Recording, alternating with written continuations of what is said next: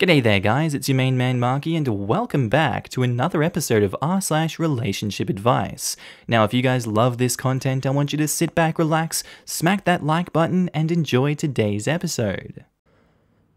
Posted by user ThrowRAXFexH. Titled, Should I, 33 female, tell my best friend, 33 female, that I'm going to start dating her ex-husband, 34 male? I was best friends with Anna since we were 18 in college. She married her now ex when she was 24, but left him 3 years ago to move in with her affair partner a few states away. They have 2 boys together, 8 male and 6 male. Her ex, who I'll call Ben, got full custody and Anna didn't really fight for it, and was happy to just pay child support.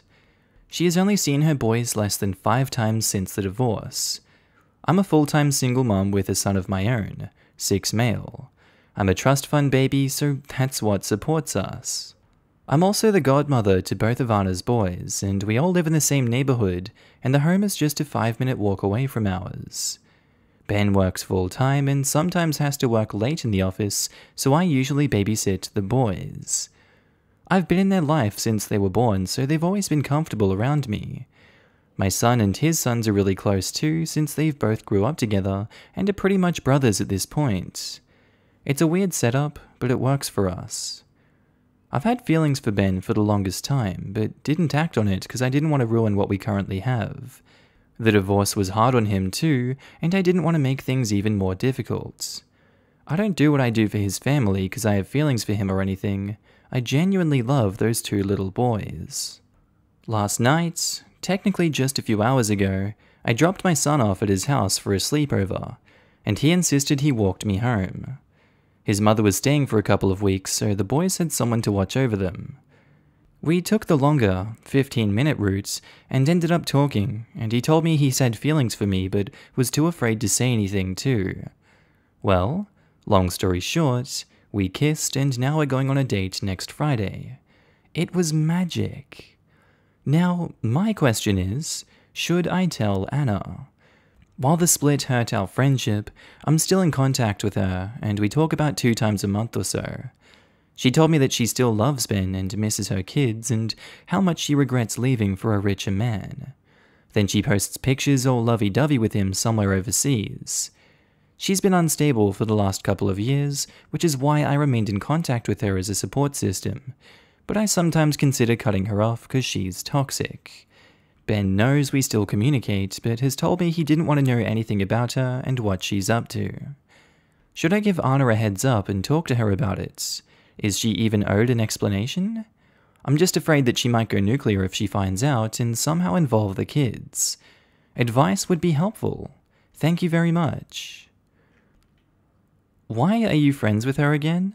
She cheated on her husband, left him for richer AP, pretty much ditched her children, and then has the audacity to say she loves her ex and misses her kids. How many times have you seen her in the last 3 years? She doesn't have any right to know just yet. Wait and see what develops with Ben, then tell her. She will most likely try to sabotage your budding relationship when she finds out. You and Ben should be prepared for that. Good luck. This is excellent advice and perspective. There are children involved. Wait to see where things with Ben go before telling her, as things could get explosive and their lives disrupted. And OP says, I sometimes ask myself the same question. I guess it's the history? I don't know. She's lost friends over the years and I've pretty much been the only constant in her life. And I'm not exactly sure about her logic, but I do have a feeling she's being somewhat honest about still being in love with Ben in her own twisted way. I've seen her about as many times as she's seen her kids. Like I said, I'm around a lot and I see her boys pretty much every day. What is it about her friendship that brings you joy? Do you tell her secrets? Does she know the mood you're in when you call? Meaning, true friends take time to be a part of each other's lives. You've definitely done that, but has she? You don't owe her any explanation or information. She made her choice and left. Your focus, as is Ben's, is to find someone who loves and cherishes not only you and him, but the children too. OP replies, Thanks. It does feel like she wants me to be a part of her life, but doesn't want to be a part of mine, if that makes sense. Like I'm a safety net or a constant presence of some sorts. And yeah, I've always wanted someone who would be a father figure to my son. Ben is already that to him. Should I tell Anna?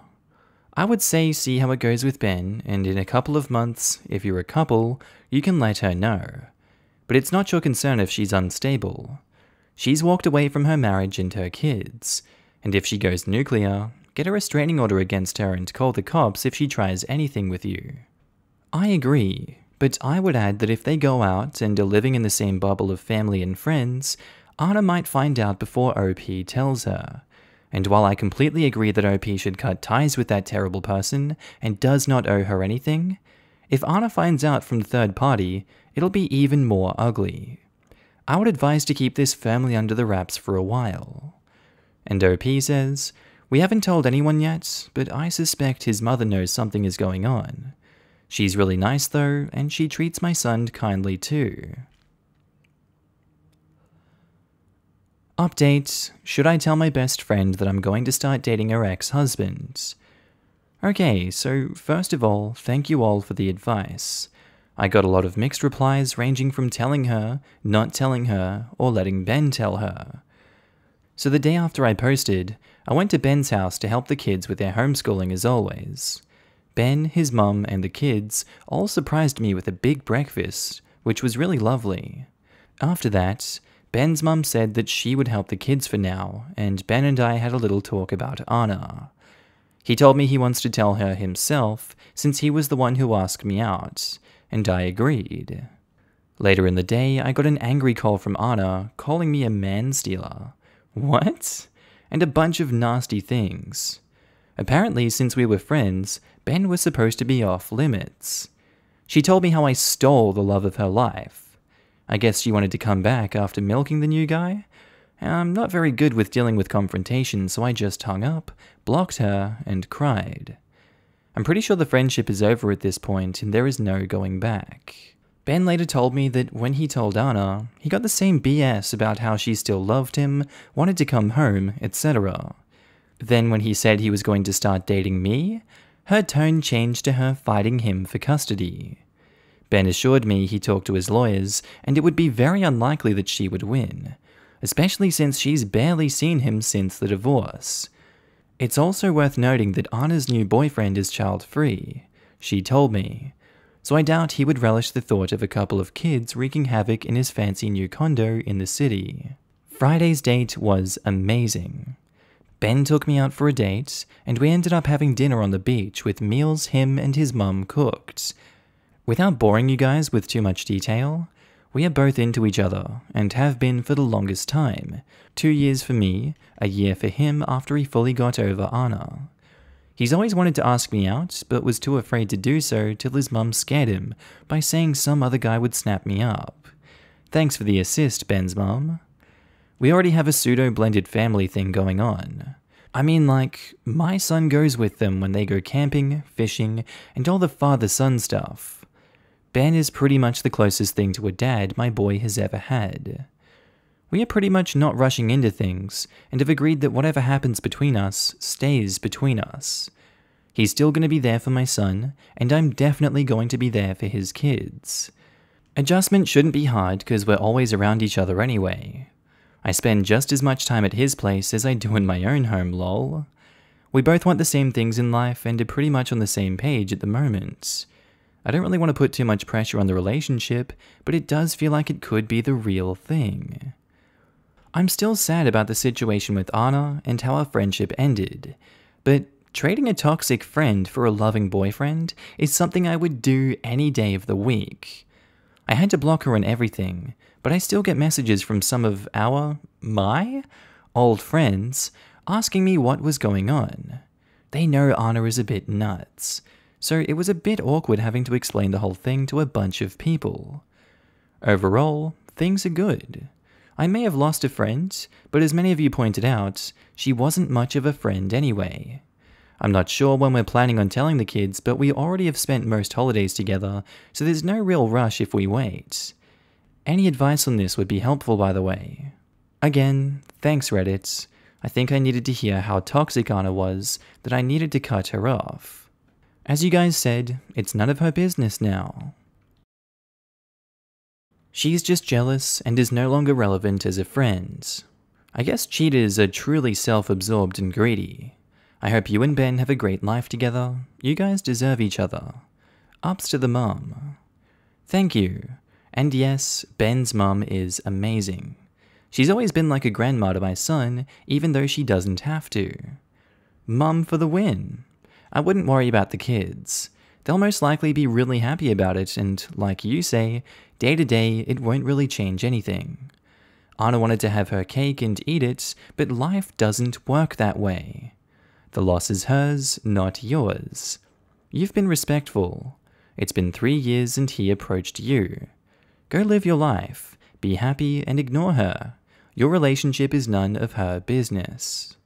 Such a wonderful update. I'm so glad Anna is out of both you and Ben's life, and I'm wishing you and Ben all the happiness in the world. P.S. His mum sounds awesome.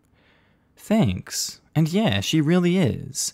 She adores my son too. Whenever she's in town, even before Ben and I started dating, she always made sure to get my kid gifts too. He even gets Christmas and birthday presents from her. Sweet lady overall, and if we do go the distance, I definitely won't have a monster-in-law situation.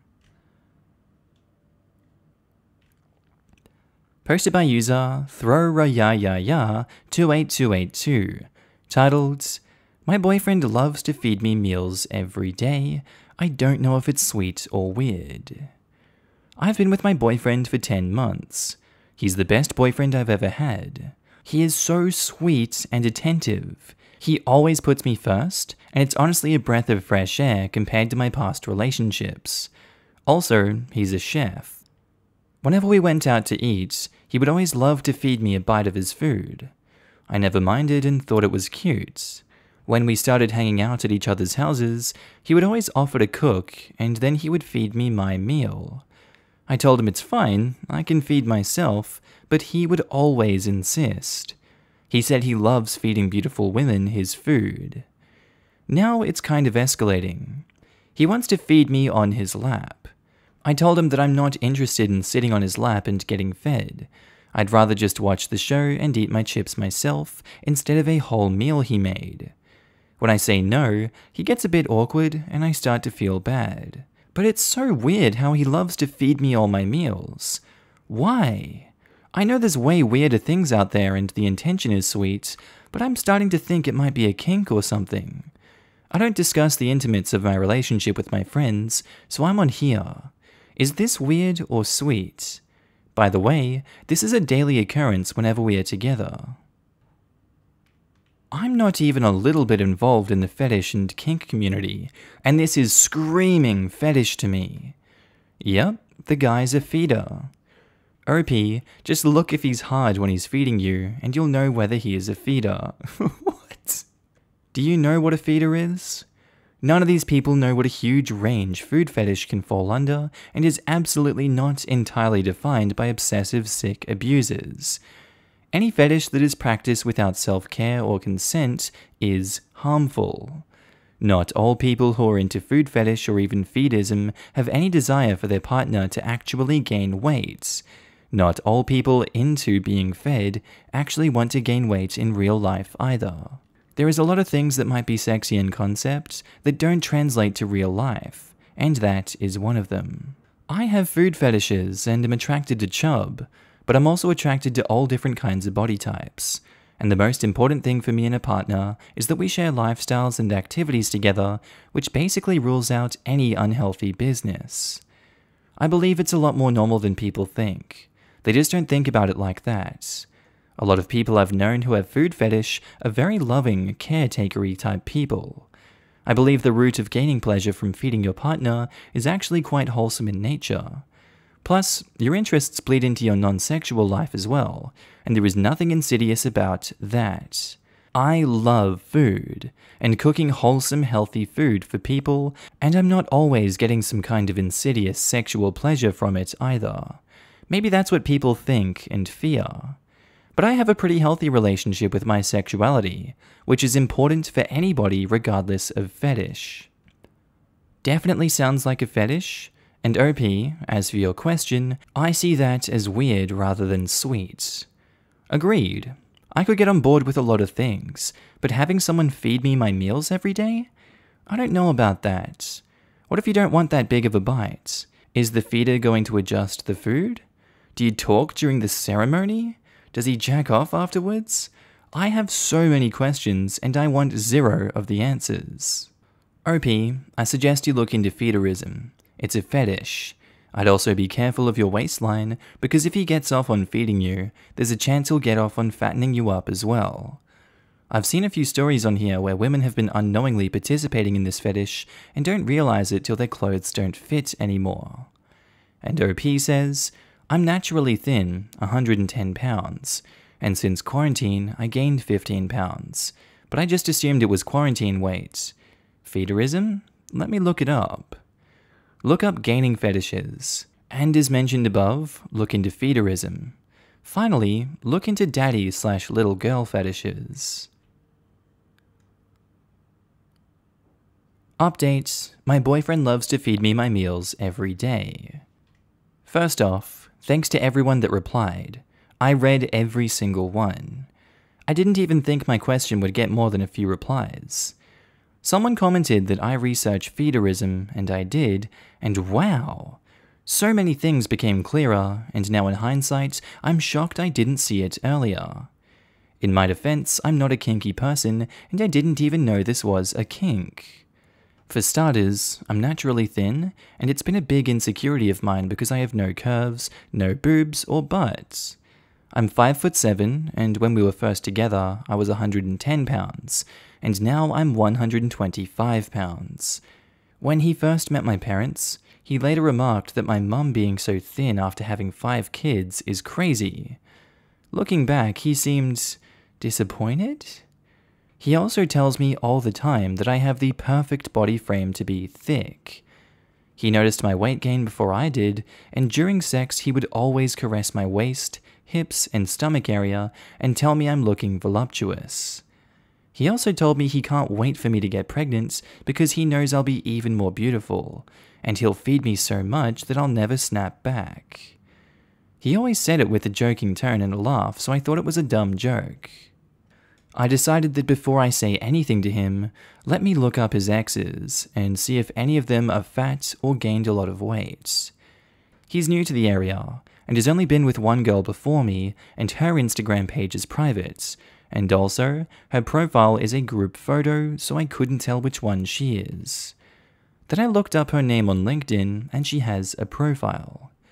She co-owns a business with her sister, whose Instagram isn't private, so I searched her up and my suspicions were confirmed. Her ex used to be average weight, I would guess 140 pounds around 2018. She now looks around 200 to 230 pounds.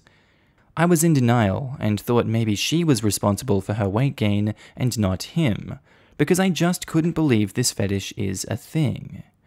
I invited him over last night to watch a movie. I was scared to see him because I know that if I didn't say anything then, I probably never would have the courage to because I'm very non-confrontational. He came over and we watched the movie and ordered food delivery. Our food came and he heated it up in the microwave and plated it for us like he always does. He kept the 2 plates next to him, and when I tried to grab one, he held them up above his head and shook his head no with a grin. Like it's cute. I rolled my eyes and he grabbed a fork and took a piece of chicken, then held it in front of my mouth. I refused to open my mouth, so he pressed it against my lips, and I pulled back and stood up to grab the plate that he was holding over his head. He gave me a weird look, and I wanted to say sorry so bad. I know, like, why am I like this? But I didn't. I just grabbed another fork, walked over to my couch with my plates, and started eating, hoping he could take the hint without having to say anything. He came to sit next to me and started eating too, and we just watched the movie for a few minutes in peace. He then took a piece of chicken off my plate and tried to feed it to me again. This time I said no, and he asked what was wrong. I said nothing was wrong, and that I'm an adult and I'm perfectly capable of eating my orange chicken by myself. He said he knows I'm an adult, but he just wants me to concentrate on the movie instead of worrying about feeding myself. He then tried to keep pressing it against my mouth that I wouldn't open. At that point, I was fed up, and I snapped at him that it's weird to constantly want to feed me, and I don't want him to anymore. I did say it in a harsh tone, but I was upset. He tensed up and didn't say anything, and scooted over to the other side of the couch. Then he just stared me down as I ate. Literally wasn't even watching the movie. Even when I would look at him thinking he would look away, he would just stare at my mouth as I chewed. I was disgusted. After I finished my food, he picked up his uneaten plate and told me I could have it. I told him that I don't want it, and he said he'd rather it not go to waste, and if I'm too tired to feed myself, he'll do it.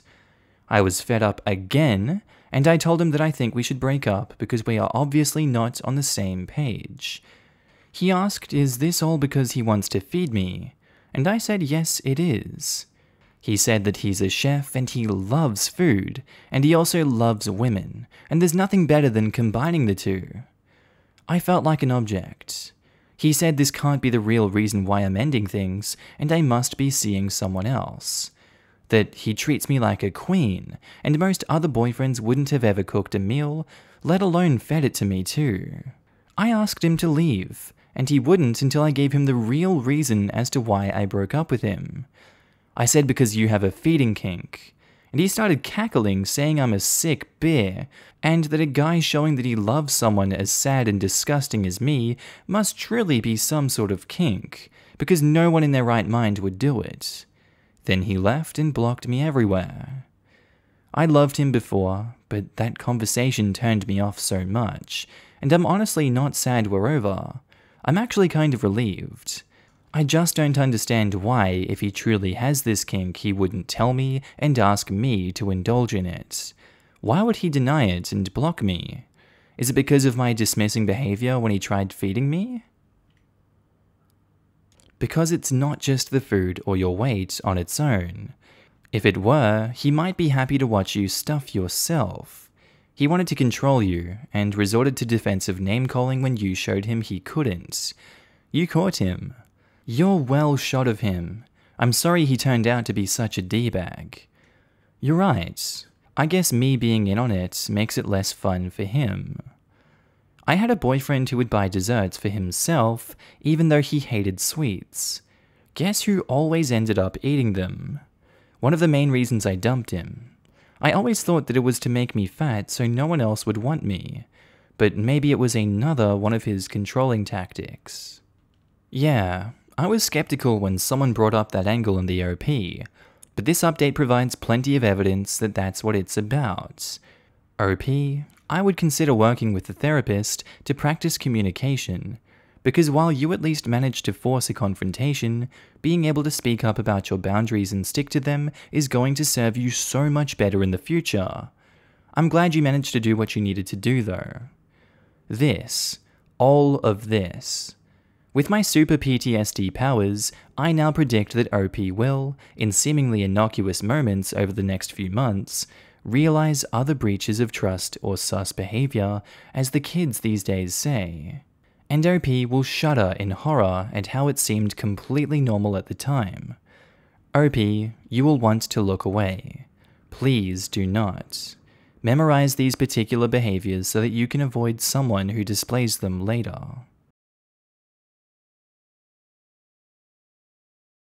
Alright, that's where I think I'm going to end today's episode, guys. As always, I really do hope you learned something or just really enjoyed the posts that were put up today. Quick shout out to all my new and existing Patreon and channel members. You should be able to see your name on screen right now, and if you don't, then I don't think you're part of the club, and you really should join the club because it's a great club. And I want to thank every single one of you guys for supporting me in this journey. It really means so much to me, and I love you all so much for it.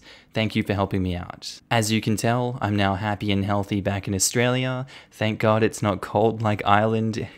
I don't like wearing jumpers everywhere. I prefer the heat, thank you very much. I know that's an unpopular opinion.